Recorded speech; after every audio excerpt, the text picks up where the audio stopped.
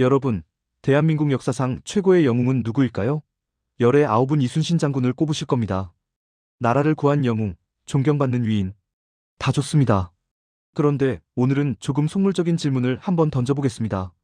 도대체 이순신 장군님은 월급을 얼마나 받았을까요? 23전 23승. 전 세계 해전사의 길이 남을 이 엄청난 실적을 낸 CEO라면 스톡옵션 대박은 못 터뜨려도 연봉킹은 되어야 하지 않을까요? 오늘은 역사 교과서에는 나오지 않는 임진왜란, 당시 조선의 경제 상황과 이순신 장군의 지갑 사정을 탈탈 털어보겠습니다. 이순신 장군의 연봉 명세서 지금 공개합니다. 먼저 당시 월급 체계를 알아야 합니다. 조선시대 관리들은 녹봉이라는 걸 받았습니다. 지금처럼 통장에 현금이 꽂히는 게 아니라 쌀, 콩, 옷감 같은 현물을 받았습니다. 1년에 4번 1월, 4월, 7월, 10월에 지급됐죠. 일종의 분기배당금 시스템이라고 보시면 됩니다.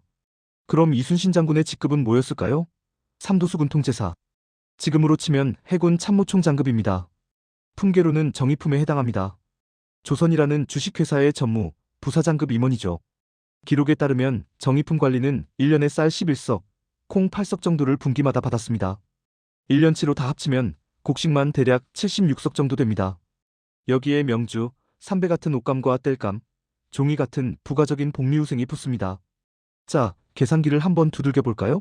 당시 쌀 1석은 약 80kg에서 144kg 사이로 추정되는데 계산하기 쉽게 80kg 한가마니로 쳐보겠습니다.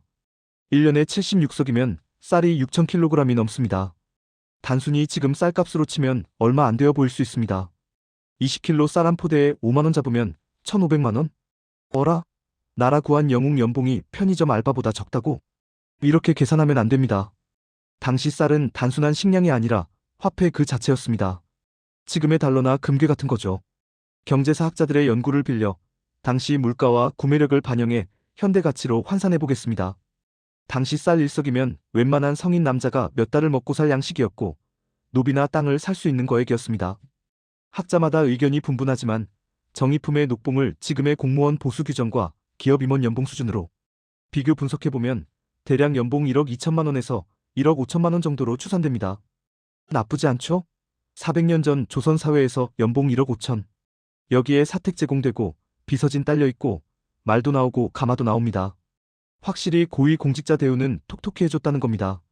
하지만 여기엔 치명적인 함정이 있습니다. 이 계산은 나라가 평화로울 때 이야기입니다. 이순신 장군이 활약하던 시기는 언제죠? 바로 임진왜란. 전쟁 중이었습니다.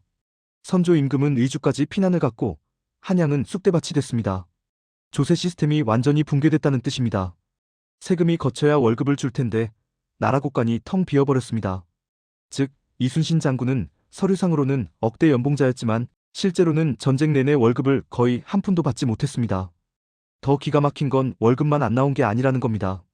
조정에서는 군사들 먹일 식량, 무기 만들 예산, 심지어 군복 하나 제대로 내려주지 못했습니다. 오히려 왜군은 무찌르고 싶은데 지원해줄 돈은 없으니 알아서 해라라는 식이었죠. 이건 뭐 월급 밀린 사장이 직원들 월급까지 사비로 털어서 줘야 하는 상황인 겁니다. 그래서 이순신 장군은 군인이 아니라 사업가로 변신해야 했습니다. 싸우기도 바쁜데 돈까지 벌어야 했으니까요. 난중일기를 보면 이순신 장군의 눈물겨운 자금 확보 투쟁기가 나옵니다. 첫째, 소금을 구워 팔았습니다. 해군 기지가 바닷가에 있잖아요. 병사들을 시켜서 소금을 만들고 이걸 내륙으로 가져가서 곡식이나 옷감으로 물물 교환을 해왔습니다. 당시 소금은 부르는 게 값인 필수 소비재였습니다. 둘째, 생선을 잡았습니다. 전투가 없는 날엔 병사들이 어부가 되어 물고기를 잡았고 이걸 팔아서 군자금을 마련했습니다. 셋째, 둔전을 경영했습니다.